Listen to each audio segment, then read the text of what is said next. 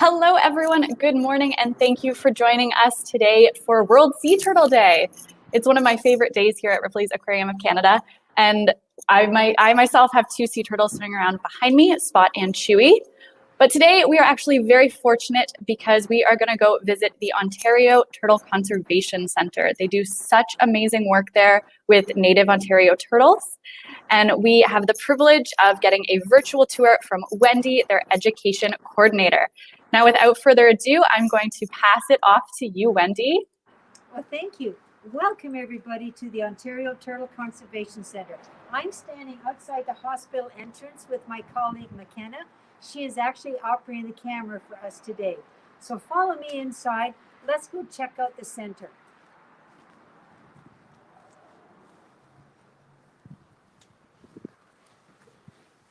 So this is the area where individual turtles, injured turtles, are going to be brought into the center and they are going to be admitted. They're going to be met by one of our hotline coordinators. And this morning we have Megan. She has a very important job. She admits all of the turtles and she coordinates the transportation of the turtles, either from people that find the turtles on, the side of the road, or coordinates the transfer of turtles from one of our hotline operators to the center. Now, a hotline operator or a first responder is an individual, a veterinarian that has been trained by our doctor. She puts on special workshops a few times throughout the year, and veterinarians are trained on how to stabilize an injured turtle. So we look after the whole province of Ontario, which is quite large, and we have first responders located all across Ontario. So it doesn't matter where you are, if you find an injured turtle, call the center. A hotline operator will answer and they will direct you. They'll ask you your location and they will direct you to the nearest first responder. We have over 900 turtle taxi volunteers that help us in transferring turtles here to the center or to one of our first responders. Now, when the turtle is first admitted to the hospital, Megan here, we don't give turtles names when they're admitted, but they get numbers. So Megan is going to start that chart for the turtle. The number is going to be designated to the turtle. The number is going to go on the turtle's carapace, the top shell. It's going to go on the turtle's chart, and it's going to go on the container that Megan is going to transfer the turtle in. Now, there's going to be some questions asked of the finder, very important questions. The main one is, where did you find the turtle? Because by law, all turtles, once they're healed and rehabilitated, they all must be returned to their place of origin. That's very important for the turtle's survival. So we just don't take turtles, admit turtles, and then release them wherever we feel that is, comfortable for us. They all have to travel back to where they were found. And what we're going to do when it comes time for release, we're going to take them back to that location. We're going to Google map the area, and we're going to find the closest body of water within 1 kilometer to where that turtle was found. We're going to actually walk that turtle back to the wetland. It could be a marsh, it could be a swamp, it could be, a river, it could be a pond or a lake. We're going to release the turtle there. A turtle's habitat can be quite large. It can be anywhere from 4 kilometers up to 10 kilometers in length, and it depends on the species. So we're going to make sure it's far off the road when we release the turtle as well. All turtles that are admitted to the hospital, we're going to scan them. One of our vet techs are going to scan them. We're going to be looking for a microchip because all turtles that have been here as a patient prior to releasing, they're going to be inserted with a tiny microchip. That way we're going to have a history on them. And if they ever come back, we're going to know. And we're going to get a lot of information through that. So turtles, they are given pain medication. Although we don't know, they can't tell us, verbally that they're in pain, but we do know that they are because there are nerve endings and blood vessels in the turtle shell. So they receive pain medication and they receive fluids intravenously. So please, if you find an injured turtle, remember the location, very important, and please do not add water to the container of an injured turtle. And 90% of the injuries we admit to the hospital are due to automobile strikes, due to the crazy amount of roads that we have here in Southern Ontario. You can't really travel more than 1.2 kilometers that you're not coming to another road. And turtles right now, this is the month of June. The mature females, they're gravid with eggs. They are making that journey as they do every year, traveling across land to nest, to lay their eggs. So they have to cross the road to get there. And then a lot of them have to come back. and many of them do not make it. Right now, we've admitted 623 turtles, and that's just since about the second week of April when they came out of hibernation. So do not add water to an injured turtle.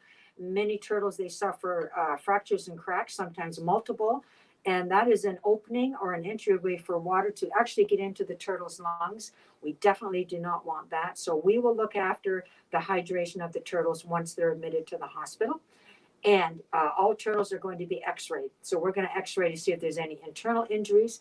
And we're also going to be x-raying those females to see if they're still gravid with eggs. And many times that is the case. We have a hatchling program. We're going to touch base with the hatchling program too. So from here, after they're admitted by Megan, they're going to be transferred to our turtle intensive care unit. And that's where our doctor is going to be visiting very often during the day, checking on. That's where they're going to receive treatment. And that's where our vet techs are going to be checking on the turtles as well. Follow me. Let's go have a peek. And you can see here that we have many injured turtles here, patients. Here is a snapping turtle. You can see that he has been looked at. He's got a bandage on him. So we'll just take a look at the injured turtles. Here we have one of our vet techs. This is Julia. Hi. And hello, Julia. I see you're very busy here looking after one of our injured turtle friends. Just giving baby fluids. Wonderful. So it's very important when they're injured that their fluids are kept up. So you can see here that this turtle is being injected with vital fluids. And this is a little Midland painted turtle that Julia has in her hands. He's doing pretty well though, this one. Good. I can see the fracture there on his carapace.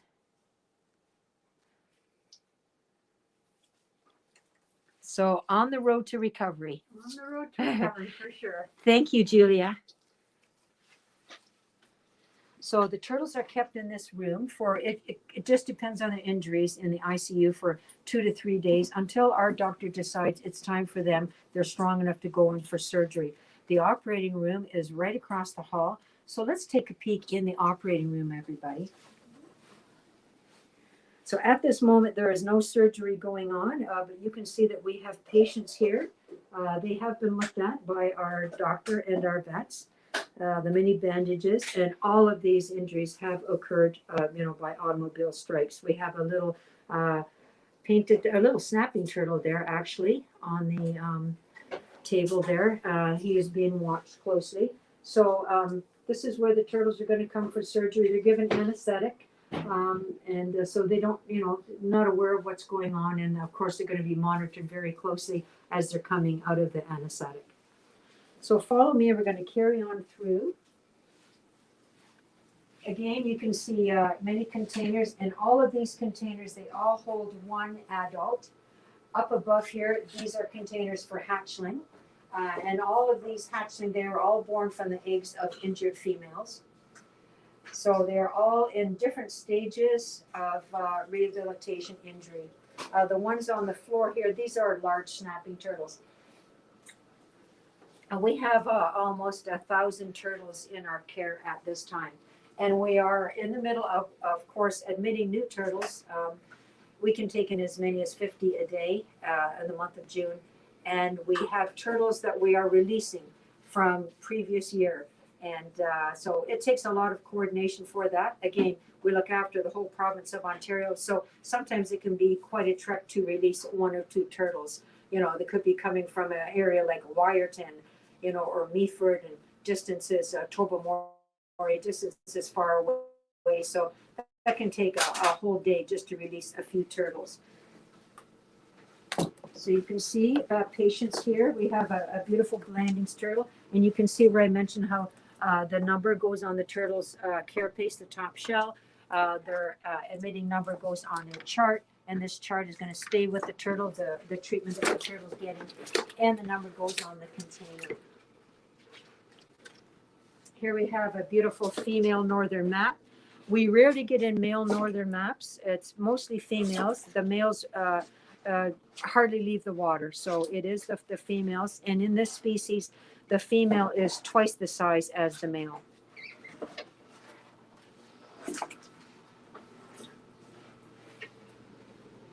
I'm going to meet you over at this container here. There's a male snapping turtle I'd like to introduce you to.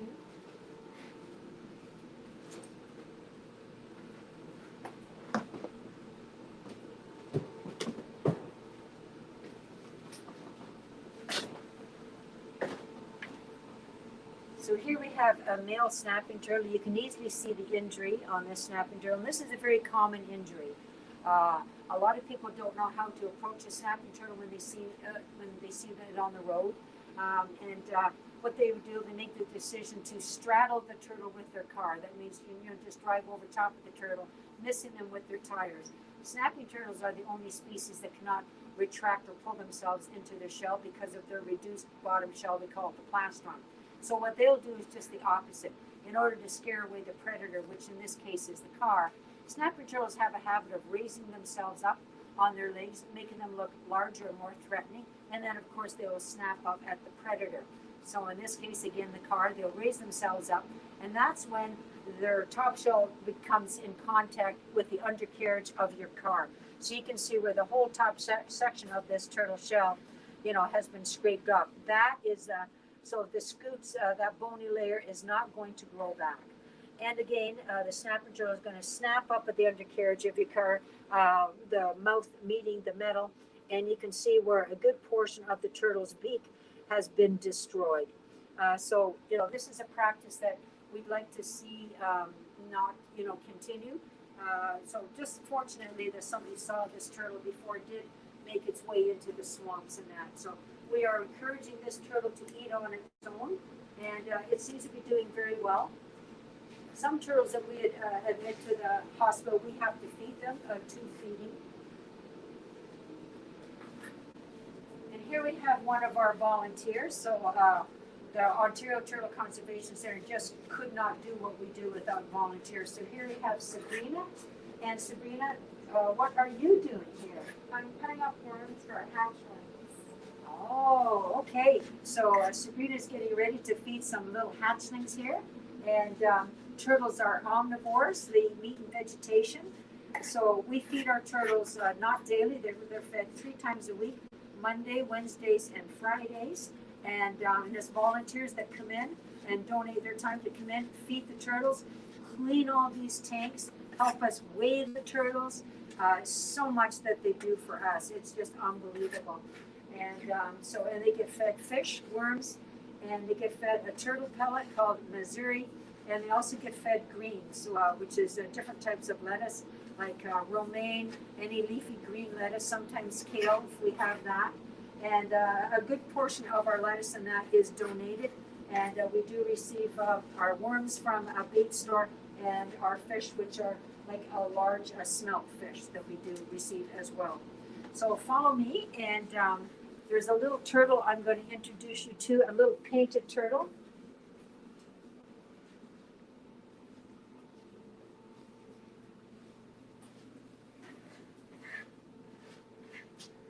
So I have here a little female painted turtle. She's been a patient since 2019. We can have turtles as patients for, anywhere from a month up to maybe 3 years. It just depends on the injury, the seriousness of the injury. So this little turtle here was hit by a car back in 2019, and they can suffer fractures or multiple fractures. This little turtle, her fracture was right in this area, and this area is where the turtle's lungs are. So you can understand why we ask not for individuals not to put water in with an injured turtle. So this piece was right away. So we want the bone to heal together on its own naturally. We do not use glue when we put the pieces back together again, sometimes like a jigsaw puzzle. And the glue just hides underlying infections that can be life-threatening to the turtle. So we want it to heal together. And so any surgery, any work done on the turtle shell, because it's made of bone, is orthopedic surgery. And this is orthopedic wire. So the first initial stages are stabilizing the fracture with just surgical tape. And then this turtle would have been kept in the intensive care unit where you met Julia giving fluids. And the pain management, of course, and fluids were continued. X-rays were given for this little turtle. She didn't have eggs. There was no internal injury. So she's doing okay. And then she went into the operating room, and that's where our doctors install, this is special wire, orthopedic wire. Now, in order to install the wire, our doctor has to drill tiny little holes right down through the marginal scutes here on the turtle. So that's an area where there's no flesh. I'm going to turn this turtle upside down there so you can see. You can see where the holes and the orthopedic wire is threaded through, up through to the top, and we just twist it off to secure that. So it's immobile.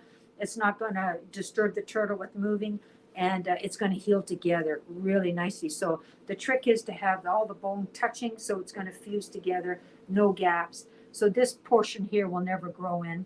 Now, before this turtle's released, we know where she came from. We got that location, which is important. All of this wire is going to be removed, and of course, there's going to be microchip is going to be inserted in this turtle's left back leg before it's released. It's very tiny. It's inserted via a needle, and then it's going to be released back to its original habitat, and it could be like a pond in that area where she's going to go. And if this turtle happens to come back, we're going to know because we scan every turtle that is admitted to the hospital. We'll have a record on this turtle. We'll pull the turtle's chart, and that way we can compare, the pattern of the turtle. A turtle's habitat can be anywhere from 4 to 10 kilometers. We can look back and see the first time the turtle was found where she was located compared to the second time and how far that she's traveled. That's going to give us some interesting information, on the behavior of turtles more. And then if the turtle was hit by a car a second time, where was that location? Was it in the same area? Was it on the same highway? That also is going to give us information as to should eco passages be installed in that area. And an eco passage is just simply like a tunnel under the road. And what we do is we put exclusion fencing. We put exclusion fencing along the highway to the tunnel and on each side. And so the turtle just, follows along the fencing. It can't cross until it comes to the tunnel, and then it goes through safely to the other side. So these microchips are very important for further research and just learning more and more about turtles as we are every day. So I'm going to put this little turtle back.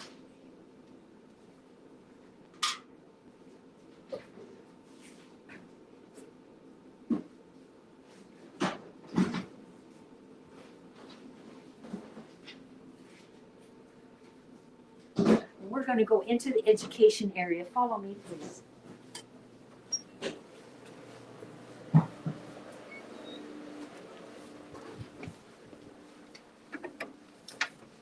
In this area is where our turtle ambassadors, education turtle ambassadors, are kept. We have a special permit for these turtles. They all have their stories. The story is, though, that they cannot be returned to their original habitat. It could be because of their injury, or it could be because we just don't know where their habitat is. We have some turtles that were surrendered to the center. They were taken, years ago and kept as a pet, which is illegal. All of our turtle species are listed federally as a species at risk. And so that is one thing. It is illegal to have any of our turtles as a pet. And unfortunately, the few that were surrendered here, we have no history. We don't know where they came from. And it is against the law for us just to take them out and release them in any pond, lake, or stream. Chances are they wouldn't stay there because they're not from that area, and they will be looking for something familiar and just wander off. And that's when they're going to get into serious, serious trouble. So I'd like to show you models of the 8 species of turtles that we do have here in southern Ontario. So depending on where you are, you may see them now. So we have some that are listed as special concern, some that are one that is threatened, and then the balance endangered. And after endangered comes extirpated, and we have 3 that are endangered, so they're just hanging on their populations. We have the snapping turtle, which is our largest freshwater turtle. We have the Midland painted turtle. We have the eastern musk turtle, which is our smallest species. We have the beautiful northern map, named after the topographical map because of the pattern on its carapace or top shell. Those are special concern. We have one that is a threatened species, so more serious, lower population. That is the beautiful Blandings turtle. I'm sure some of you are familiar with the Blandings turtle. They have this beautiful yellow chin and throat, high dome shell. And we have 3 that's endangered. We have the wood turtle that's endangered. It's our most terrestrial species. It spends a great deal of time on land, very tortoise-like in its behavior. It can eat on land. Our other turtles eat in the water. We have the beautiful spotted turtle. It's endangered as well. And we have one soft-shell turtle, and this is the eastern spiny soft-shell turtle. It's different than our other turtles. It doesn't have that hard, bony shell, so it's not restricted when it swims. It can move all of its body. So an extremely fast swimmer. It has wide webbed feet. All of our turtles have webbed feet, and this turtle can actually submerge and stay down for up to 5 hours without coming up for oxygen, where our other turtles about every 45 minutes or so. The reason it can do that, it has the ability to take in oxygen through its skin and through its throat. So if you ever see an eastern spiny soft shell and it submerges, pack a lunch because you're going to be there for quite a while. I'm going to introduce you to some of our education turtle ambassadors. We have here Mr. D. Mr. D is approximately 18-year-old male snapping turtle. He's here because of his injuries. Mr. D was hit by a boat motor propeller and it damaged his spinal cord. We do have physiotherapists here. He was worked with for an extended continued time, but it was just not enough. Now some turtles here, it's amazing how they can come back from spinal cord injuries. But unfortunately, Mr. D was unable to. So he can't support his weight and he cannot swim. And when he moves about, he pulls and drags himself with his front limbs. So you can easily tell the snapping turtle, they have this beautiful long tail with these spiny protrusions here. Again, the snapping turtle can live to be 100 years old. They mature when they're 17 or 20. And they are the only species that cannot retract into their shell. So that's why they snap on land. I'm going to show you the difference so that you can understand why they do snap to protect themselves when they're on land.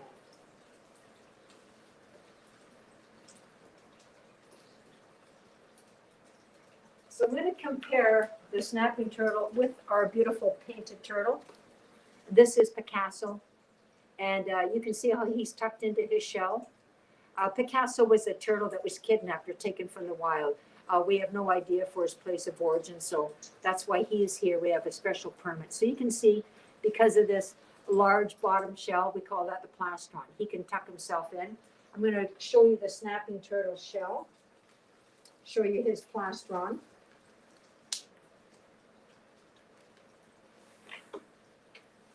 So you can see the difference, how the snapping turtle has that reduced plastron. All this flesh is exposed. This is why snapping turtles snap when they're on land. So I'm going to show you quickly, while I have Mr. D, how to help a snapping turtle across the road, so you will avoid having to straddle the turtle with the car and actually having it injured like that a snapping turtle you just saw in the hospital.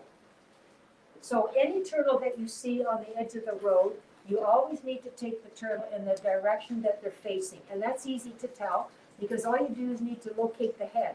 Whichever way the head is pointing, that's the direction you're going to take the turtle. So remember, never turn the turtle around. Never put the turtle in the car and drive it out of its habitat. It's illegal to do that. So look at which direction the turtle's facing. Now make sure that you're safe before you go out on the road to help the turtle. That's really important. And with snapping turtles, you always approach them from behind. Never approach them from the front. This is what we call the business end. Stay away from the business end. Approach them from behind. Now, a turtle this size is perfect. You're only going to put your hands over top of their hind legs. Never lift, drag, or pull a snapping turtle by their tail because their vertebrae goes right down into their tail about 3/4 of the way. Two hands. Your four fingers are going to go right underneath the carapace and your thumb is going to be on top and you're going to have a good grip. And hold on because they're going to snap. So you approach the turtle from behind, under, put your thumbs on top, lift. When it's safe to do so, across the road, put the turtle in the grass on the other side, release and retreat quickly. So put the turtle down, always facing that way, and then just retreat out of the way. Move away from the turtle. If you stay there, the turtle will definitely turn around to look at you. You're the predator, and then they're facing the wrong direction. So that's one way. I'm going to show you one more time. Approach from behind, 4 fingers are gonna go under, your thumb on top. Grab, hang on, carry across, release and retreat. If this is a very large snapping turtle, larger than Mr. D, approach from behind, again, above the hind legs, 4 fingers under, thumb on top, lift up, turn around, pull across the row backwards. Make sure you leave him in the direction that he was facing, release and retreat. So that is how to safely help a snapping turtle cross the road.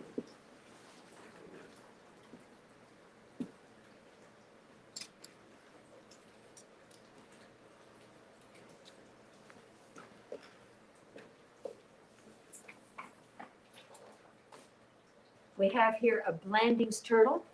This is Andrea. She was hit by a car quite a few years ago, all healed up nicely. The method that our doctor used with Andrea is we use these fasteners.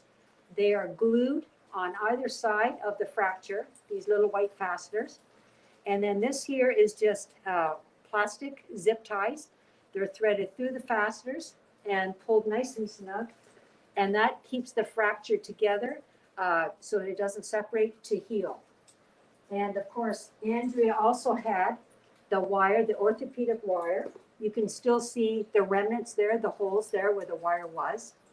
So all of that was removed, completely healed. We know where Andrea's habitat is, but Andrea cannot be released due to the accident. So she suffered some severe head trauma, which left Andrea completely blind. So Andrea is non-releasable. We have a special permit for her for our education program. So you can see the Blandings. This is that threatened species in Ontario. We have one. And a high dome shell, long, beautiful neck, yellow. Some people call this turtle the turtle that swallowed the sun or the smiling turtle. Andrea, for any other species now, it's very easy to help them across the road. You just simply, again, approach them from behind, make sure you're safe, see which way they're traveling. 2 hands in the middle here, just pick up, carry across, and just put them in the safety of the grass. When you're helping a turtle cross the road, please check to make sure that they haven't already been hit by a car. You're looking for a slight fracture or a little bit of blood. If that's the case, then the turtle needs to get in and be looked at by our staff, by our doctor. And if you have a turtle rescue kit in your car, you're good to go. Andrea and I are going to show you what a turtle rescue kit is.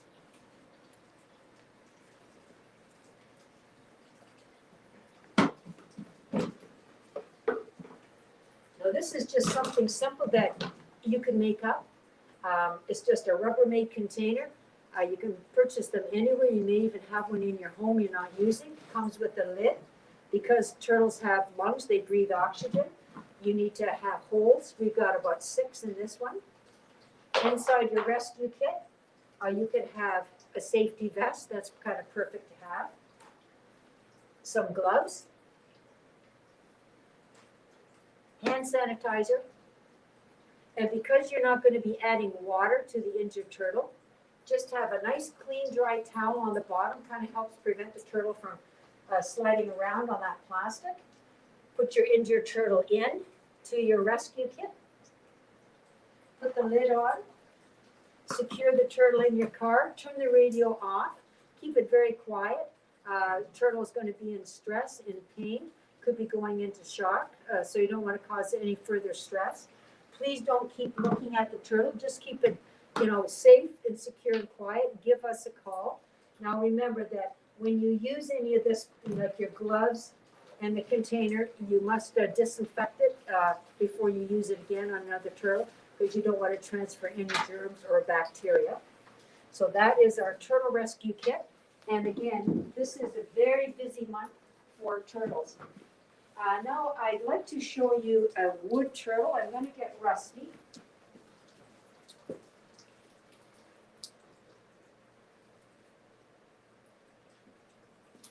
Very few people ever get an opportunity to see a live wood turtle. They are just extremely endangered. they're on the verge of extirpation, which means no longer found in Ontario. Habitat loss is the big reason why we're losing our turtles. But after that, comes a variety of things like early death by road mortality, and of course poaching. People that work in the black market trade that will take turtles like this from the wild and sell them on the black market, try to get them out of the country. That's huge, a huge problem. And so that's the reason why the wood turtles population is extremely critically low, is because of that, the black market trade. But Rusty's here because of a different reason. Because this turtle spends a lot of time on land, it does make it easier for predators to find. So you can see Rusty is missing his 2 front limbs. So he was found like that, severely injured. So he was brought into the hospital, surgery on his legs. And but because he doesn't have his front feet, he can't swim, and he definitely can't hold his food down. Turtles use their front limbs to hold their food down. So our turtles are omnivores. They eat meat and vegetation. They don't have teeth. They have a beak like a bird and their tongue. So when you're looking at them, all species, they have a different shaped beaks and that, and all these different colors and variations on their shell. It helps as camouflage to hide from predators and, of course, their prey. So I'm going to put Rusty back, and I would like to show you now some hatchling. We have a hatchling program, and let's talk about that.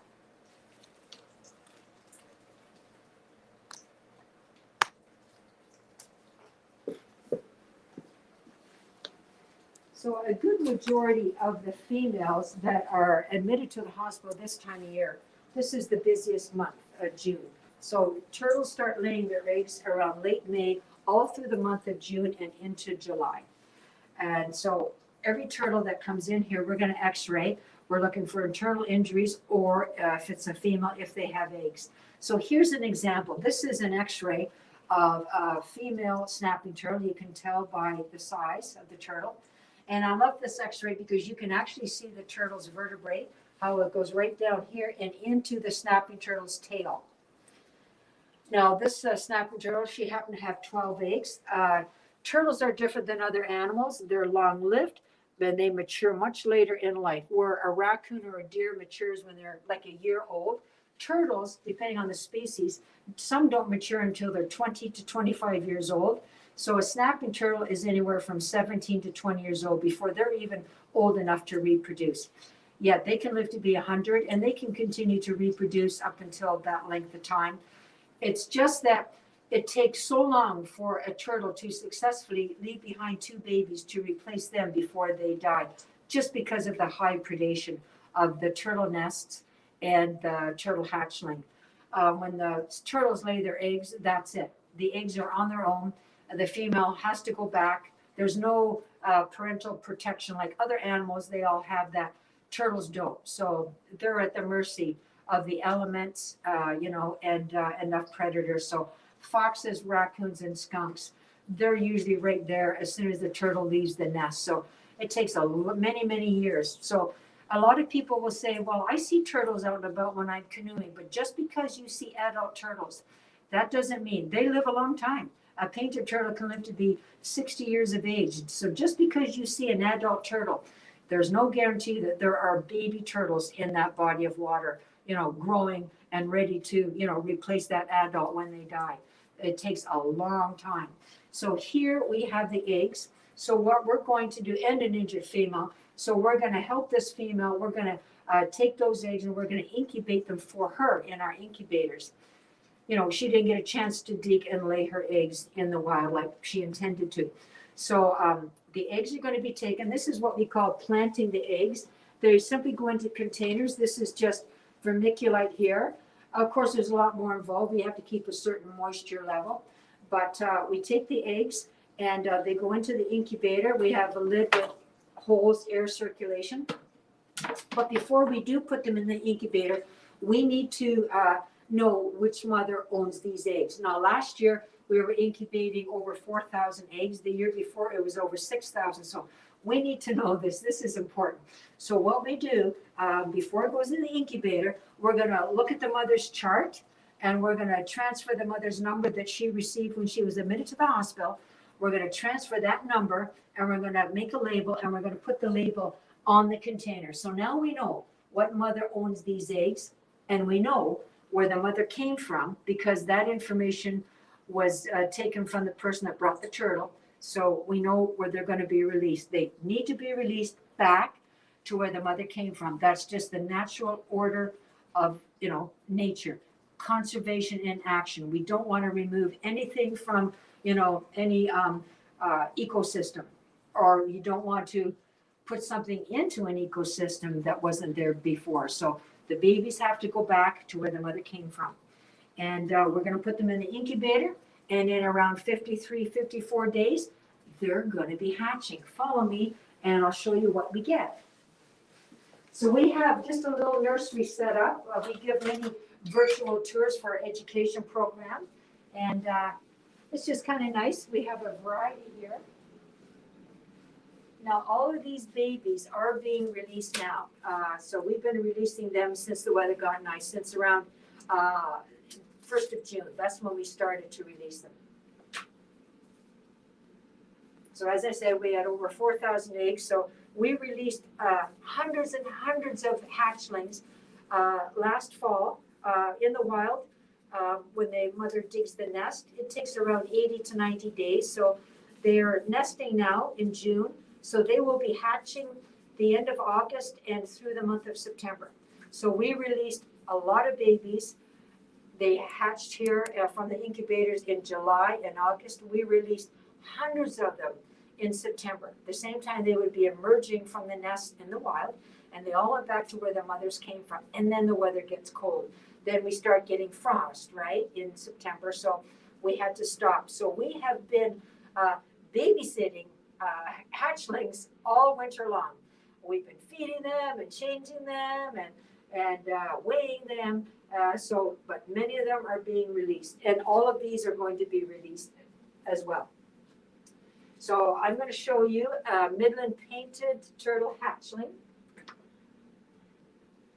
So we call a group of eggs like a clutch, and we call the young turtles hatchling. And then when they get older, we call them juvenile. And then when they're sexually mature, then we call them adults.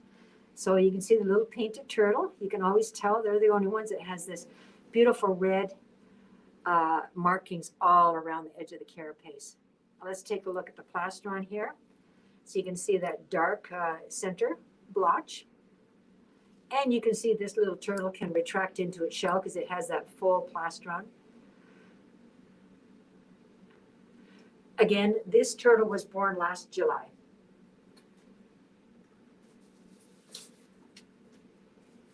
And I'm going to show you a little Blandings turtle. Remember Andrea, the blind Blandings? This is what she looked like when she was a little hatchling.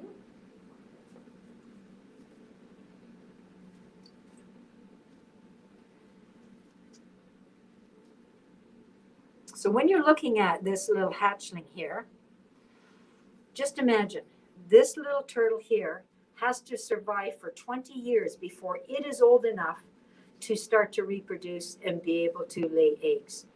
This little turtle here can live to be 80 years old.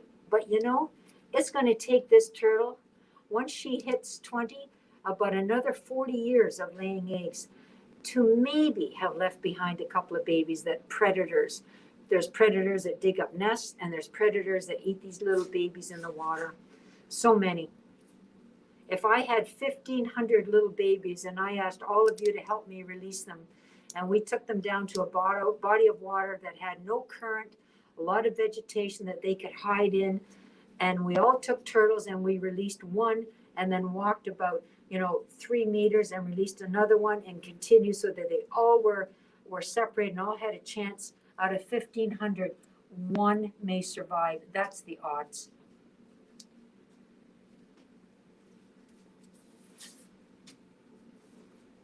And I'm going to show you our smallest species, which is our little eastern musk turtle or stinkpot turtle.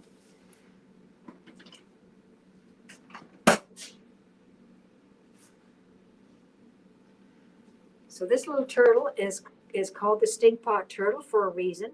It has 2 pair of glands that they're tucked up here by their marginal scutes. And this little turtle's body, it produces a liquid that they store in these glands. It's something like what a skunk does. And when they feel frightened or threatened, they will release that. And, so that's going to, deter a predator. It would me if they released it in my hands. I'd want to put the turtle down and go and wash my hands. And they would release that in a predator's mouth. This little species is nocturnal. And did you know that some turtles can climb trees? This little turtle here can climb trees. Trees about 4 to 5 feet in height, trees that are growing close to the bank. This little turtle is designated as special concern. So this is the Stinkpot turtle. And if you look down at your thumbnail, that's about the size they are when they first emerge from the egg. Now in the incubators, when they do hatch from our incubators, when they first come out of the egg, they don't go into water right away because they still have that little yolk sac on their abdomen. It's just like almost like a little button. And that's full of nutrients and vitamins for the turtle. So the little hatchling, they need to absorb that first before they go into water. So we're going to, although they're out of the egg, they're still going to be in those containers as their siblings are hatching. And we just keep checking on them. And when that's completely absorbed, then we will introduce them to water. It's just that they hatch sooner in the incubators, 53 days. We're in the wild 80 to 90. And that way, when they emerge from the nest in the wild, all of that's already absorbed. But in the incubator, it hasn't. And the last hatchling I want to show you is the snapping turtle hatchling.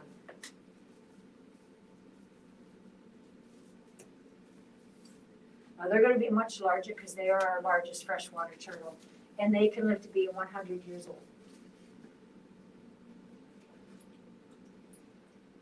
So we would not have any of these babies had the injured female not been brought in. So because of that, we have all of these babies. This is the snapping turtle hatchling. So you can see that long, powerful, muscular neck. You can also understand why they snap. They can't hide in their shell. So they need that for protection. Let's check out the tail here. About as long as its top shell. See how it's serrated at the back? That's going to offer protection from predators coming from behind. When they're young like this, they have 3 ridges, one down the center, one on each side.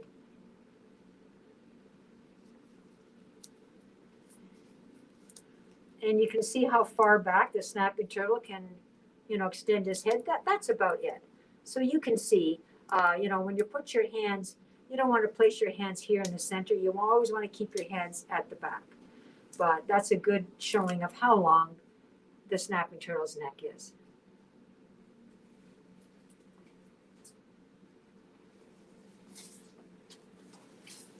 So we're going to go back out to the front. I just wanted to show you these babies.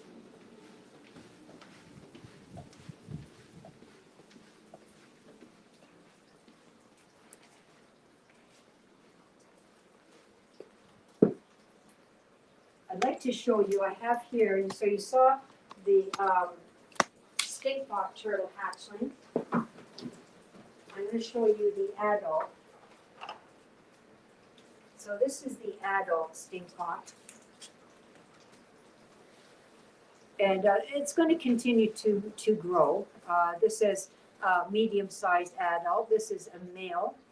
Again, you look at the carapace of this turtle and the plastron. There's no injuries. So this is another turtle that has been taken from the wild that we just have no history about. We have no idea where he came from. And so we can't release him. Now this turtle here is the same age as Mr. D here, the snapping turtle. So they are roughly the same age, just a different species. So you can see the colors and the markings on the turtle shell. There's always like that dark base, and that is to help, hide them in the water from predators, coming from above. And you can see with the snapping turtle, I'm going to bring him up a little closer. You can see that all of our turtles, of course, have webbed feet for swimming. Our turtles are ectothermic, so they're cold-blooded. So what determines their body temperature is the external temperature. So whatever the air temperature is, the turtle's body temperature is going to rise or lower to match that. And whatever the water temperature is, that's the turtle's body temperature is going to rise or lower to that as well. So that's why you see turtles basking. They need to do that just so that their metabolism works well, their digestive system, reproductive system, respiratory system, etc.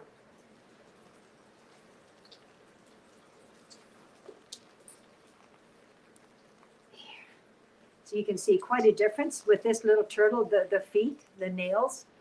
This little turtle, if it was a mature female, it's not going to dig a nest in sand and gravel like the snapping turtle with their hind legs. This little turtle is just going to tuck its eggs under some leaf litter very close to the water and then get right back to the safety of the water. This turtle here is nocturnal, so it only comes out in the evening, and it is highly aquatic, so it rarely does leave the water. This is the little stinkpot turtle. Now, turtles are amazing animals. A lot of people, they're like in awe on how do they hibernate in the wintertime? You know, because they have lungs and they need oxygen to survive. Well, turtles have one opening at the back. They have one orifice, and we call that the cloaca. And this one hole, it's surrounded with hundreds of blood vessels. So through this one orifice or opening, eggs leave the body of the female when she's nesting through that one opening. The turtle's body waste is eliminated through that one opening. That's where the reproductive system takes place. And this opening here, when they're hibernating down at the bottom of the water in the fall, as the temperatures drop, no matter how long the turtle is out basking on the log or the rock, it's not enough to bring their body temperature up like it did in the summertime or their early days. So everything is slowing down and they can't control that. So that triggers that hibernation mode to kick in. So in the fall, in September, October, that's when turtles then are making their way back. So we're going to get a lot more injured turtles in again in the fall. We're going to have another surge of turtle injuries crossing the roads again, because they're traveling back now to where they're going to hibernate in the wintertime. The deeper waters and the rivers and lakes, and they're going to go down to the bottom. Some of them are going to bury themselves in the mud and the muck, leaves at the bottom. Some are going to bury themselves, down by the bank, and some of them, they're just going to be suspended at the bottom. The bottom where the water doesn't freeze, it stays a consistent temperature. The turtle's body temperature is going to drop down to meet that. So the turtle's heart rate has slowed down. Now, right now, Andrea's heart is beating about 30 or 40 times a minute. If she was in full, brumation mode, her heart rate would have slowed down to 1 beat every 10 minutes. However, turtles still need a certain amount of oxygen to survive. And so this opening, this cloaca, that's surrounded with hundreds of blood vessels, it's doing like a very slight pulsating movement. So just the water passing by this cloaca, the turtle can absorb oxygen from the water through that method. So, my friends, turtles do actually breathe through their butts when they're hibernating. Amazing little creatures they are.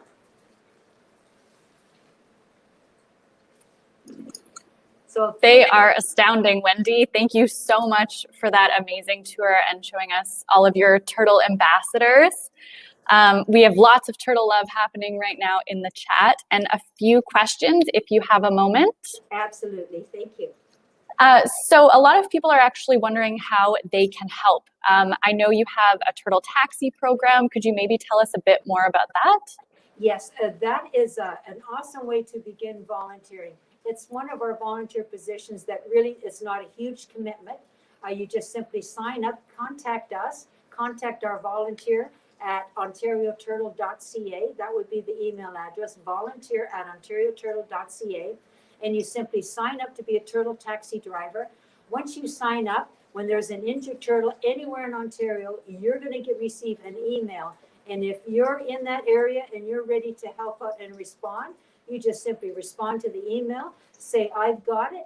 And then we're gonna you're gonna be talking to our hotline coordinator.